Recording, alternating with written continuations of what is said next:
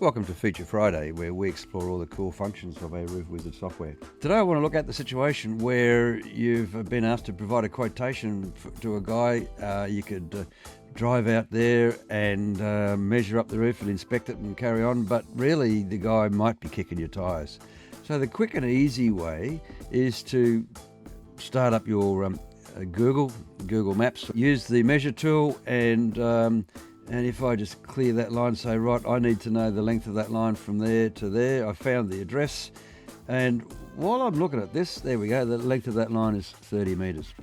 But while I'm looking at this guy's house, I spot that this guy, he's looking pretty rough. This guy's looking pretty rough. This one up here is looking pretty rough. What's the chance that they're all a similar vintage and they need to be repaired just like this guy has identified he needs the repairs? So if I'm planning to go out to this guy's place to do an inspection, why don't I prepare ahead of time a whole bunch of quotes for these guys? Now you might say, well, that takes ages, but you start up the software, you hit the construct roof menu, track outline, we're going to enable the underlay image, we're going to paste from or open an image file. So I've saved this image already. There we go. So I've pasted the image that I'm using the snipping tool, and now the next thing I have to do is scale it. And so I'm going to save this away as Bob's job, and whatever it is, Piccola Court.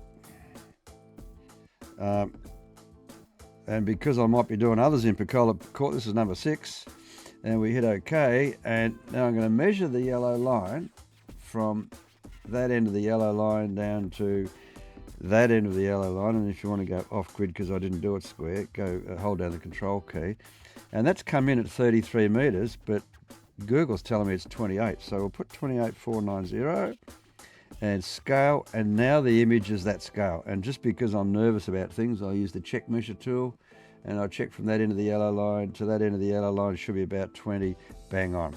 Okay, so then we just go straight into our digitize function. So we're going to digitize the outline and digitize, and OK, and from there up to there, across to there. So I've got it locked to 45 degrees, so it's going in nice and square. Now I want this edge to be the same size as that edge, so that's left 2585, and enter, and then we come back down here, and that looks like it's going to be square, so I'll do the same thing, 2585 there, and from there I just hit close square, and it's squared off. And so now the eave overhang is going to be 0 because I'm doing the perimeter, and the slope, well, I don't know what that is. Now when I was in Google, I actually went to the street view image of that, so I can measure from an image. And if I find that image, and I saved it away as Piccola Court, the latest image, there we go. Set the origin. The origin is somewhere there, the base point's somewhere over there, and the height point is up there, some about there. That's about the slope.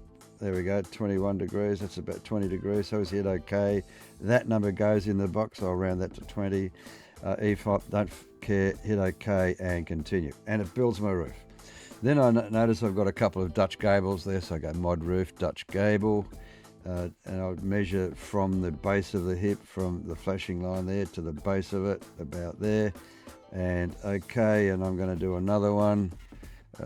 Another Dutch gable here, and measure that one too, and no overhang, 0, and hit OK, and that gets in. Now I want to make sure I account for the flashing around that chimney, so we'll do our best to go around that. We'll measure from the flashing point to where the chimney starts, about there, and the width of the chimney is about from there to about there, and the depth of it, I don't know, probably from there to about there, and hit OK, and it goes in.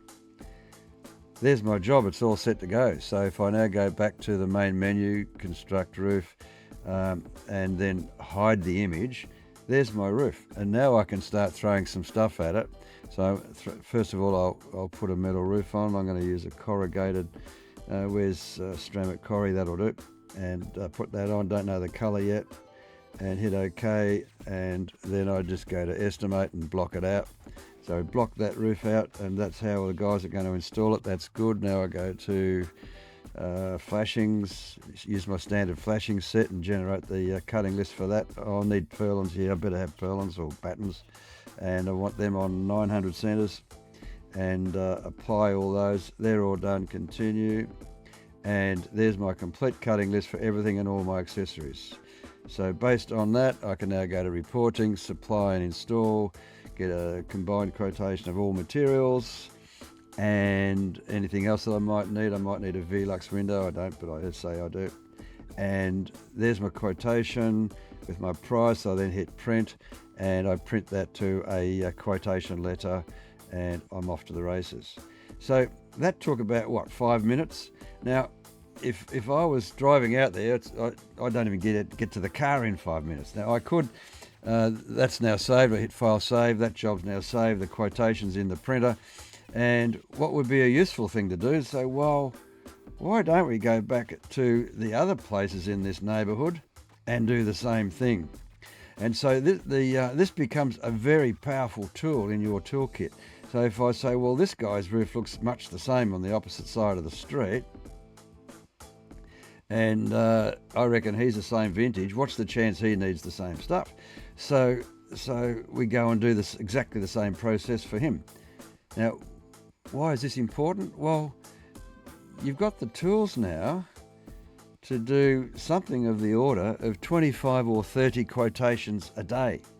Now, you're not going to win 30. Hopefully, you won't be able to get through them all. But if you can do 30 quotes a day, you don't have to win too many. And when it's so easy, when you go out there to do a site measure or a site inspection, all the details you need are already there. So give that some thought. If you need help understanding what to do and how to do it, give us a ring. We'd be pleased to talk you through what we're doing and explain how to get more out of your Roof Wizard software. But the whole purpose of Roof Wizard is to help you run a better business and make more profit. And that's what we're all about. And if you're not doing that, you need to give us a buzz and we'll help you through the process. So that's about it for Feature Friday for today. If there's any other questions you've got at any time, fire us off an email and we'd be pleased to take care of it.